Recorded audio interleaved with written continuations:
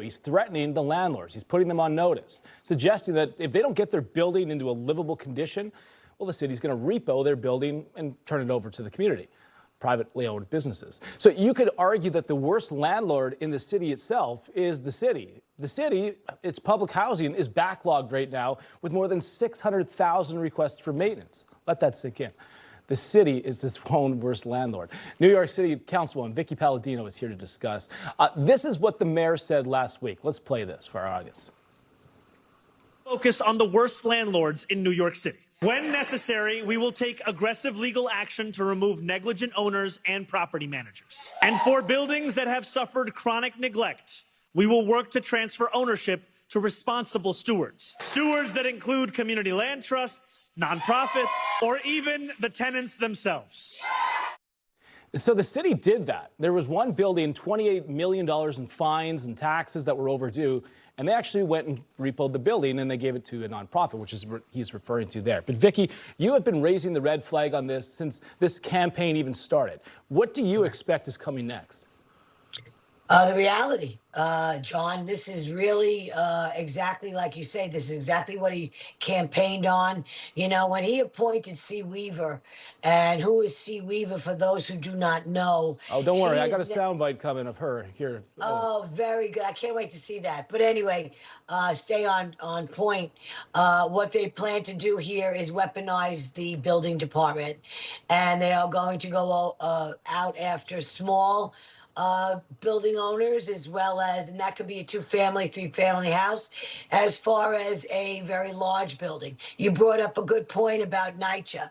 NYCHA, over $800,000 worth of fines against, and they are the city government run, which is what they want to do. Right. So, you know, we went after this guy tooth and nail about this plan that he has. He has given full control, or will be giving full control, over to C. Weaver. Right. And she, by the way, for those who don't know, her parents own a $1.8 million property in Tennessee. But here's the other thing. Yeah. She has come out firmly against white people. Yeah, and it's a targeted attack on white people. And her tweets reflected that. And this is what's going on. We're going to see. Go ahead, John. Take it away. I was just going to say, for our audience, we're talking to the C. Weaver. I'm going to play the soundbite that you're referring to. Where she says that property ownership is racist. Watch. Correct. For centuries, we've really treated property as an individualized good and not a collective good.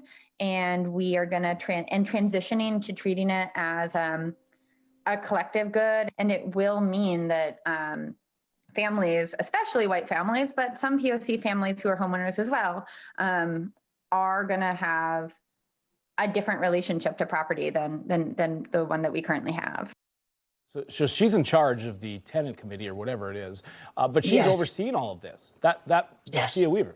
Now, that is from a few years ago, but I do want to get to the point on this, that you've got the public housing here that they could look to first. Why not solve that first? Instead, they're going to go after private ownership. That's who they're targeting. Why not look to fix the current problem first before you go after all these individuals that own buildings? Well, let's understand, he doesn't care. Let's understand what his agenda is.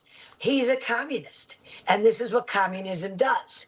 They don't. Now he threw out a little crumb this week saying that next budget, 27's budget, 28's budget rather, he's going to take a few billion and he's going to throw it towards NYCHA. That's not the answer. We got a Marxist in power here. Everybody that surrounds him is a communist, and I don't like to keep it that simplistic, because the non-for-profits are going to get hold of this. This is huge. Yeah. They are going to own a multi-billion dollar real estate portfolio for the city of New York. Yeah. Does everybody get that? Yeah. And if you don't get it, you better wake up and start to get it, because the fines are going to start immediately as soon as he could get this passed through. Right. And let me tell you, John, the only thing that's going to help this is a court case. And I want to know where my city council sits on this. Yeah. You know, there's 50 other members besides me. Right. And that would be the other question. I mean, illegally, can he do this? And do you anticipate there will be pushback on this and maybe hold it up in the courts? Well, I would hope so. You know, let's also talk about COPA. COPA they brought out earlier in the year in City Council. That was issued by, that was prime sponsored by Sandy Nurse, one of my colleagues. And COPA was basically this, only worded a little bit different. Right. They put that on the shelf and made everybody think like COPA went away. Oh, no, no, no. They renamed it block by block. This is terrifying stuff.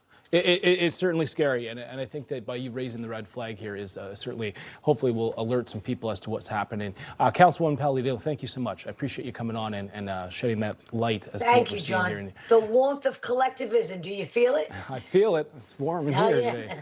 I feel it. Okay, thanks, John. Thanks, Vic.